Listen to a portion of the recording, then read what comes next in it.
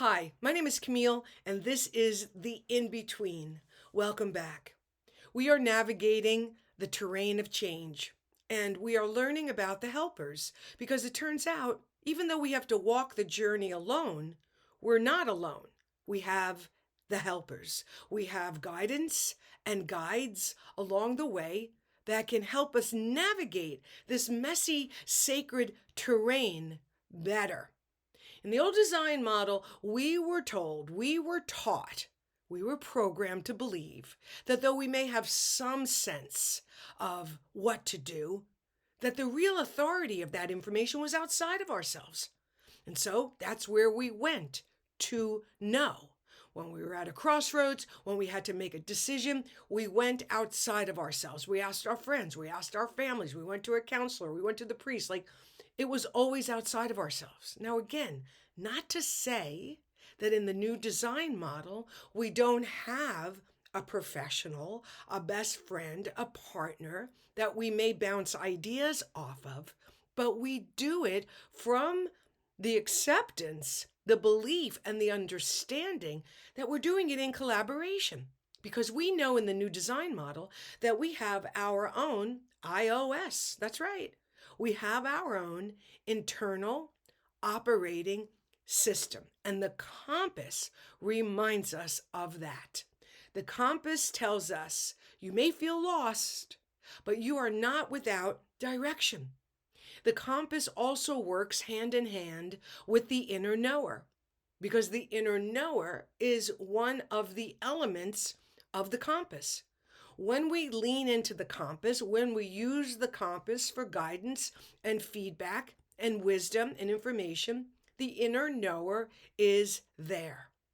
And the compass is even more than the inner knower, because the compass reminds us that we have a true north. Again, a lot of times we hear these kinds of words, at least it's been my experience, where it's filled with anxiety, right? Like when I used to hear about true north, it's like, oh my gosh, what's my true north? And the reason why it was very anxious is because I believed that it was outside of me. To know my true north, the answer to what my true north was outside of me.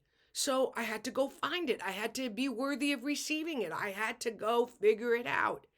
But in the new design model, it's a completely different reality. In the new design model, we realize that it's already nestled at the center of our own beingness. In fact, the compass reminds us that for us, in the in-between, true north comes from the answer to the question, how do I want to feel? How do I want to feel when I'm going through chaos, confusion, and uncertainty? I already know what it feels like to feel like confusion, chaos, and uncertainty. And I use that as a reference point to how I really want to feel. Maybe you're done feeling chaotic and confused while you're going through change, and you are wanting to see if it's possible to feel a different way. The compass tells you that in fact there is. And all you have to do is begin the process of realizing what this particular helper is here to show you. So let's say you're at the point of having to make a decision. Maybe you're at the crossroads. If you are, head on back to the crossroads video and let it assist you in the moment that you find yourself in. Go back to the inner knower video and add that to the collection of information and wisdom that is being offered to you. Because in the old design model, there's so much stress when it comes to making a decision. Why? Because we were told there is a right decision. Nobody wants to make the wrong decision, and many of us would rather make no decision at all, just to avoid the potential of making a wrong decision. But what does that cause? Stagnation. And we've outgrown stagnation. We've also outgrown the past being our compass for what's possible in our future. In the old design model, we created a future based on our past. Well, what did that tell us about ourselves? And when I did that in the past, how did it turn out? That's not the compass in the new design model. In the new design model, we don't use the past as a reference point. We use our heart. We use the answer to the question, how do I want to feel? How do I want to feel in making this decision? How do I want to feel when I decide which way I'm going? Hopefully, some of the answers are I want to feel happy. I want to feel lighter. I want to feel in alignment with myself. I want to feel that I've consulted the inner dialogue of my intuition. I'm checking in with my inner knower that's in my heart, always communicating to me in a language that I understand. I want to use my compass and reconsider what is my true north in this situation? How are my feelings about how I want to be inside the new way helping me make a decision that will better align me with that outcome?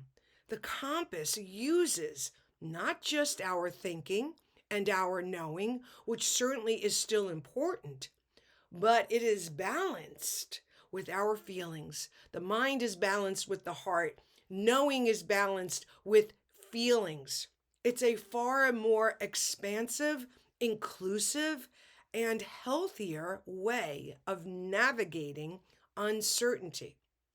So if you find yourself at the crossroads right now, if you feel lost, if you're overwhelmed, as always in the in between, I want to invite you to give yourself permission to pause, to stop just for a moment, because you know what the mind's saying? Oh, we don't have time to stop. We can't stop. Look at all the things we have to do. Look at all the people who are depending on us. Like, wow.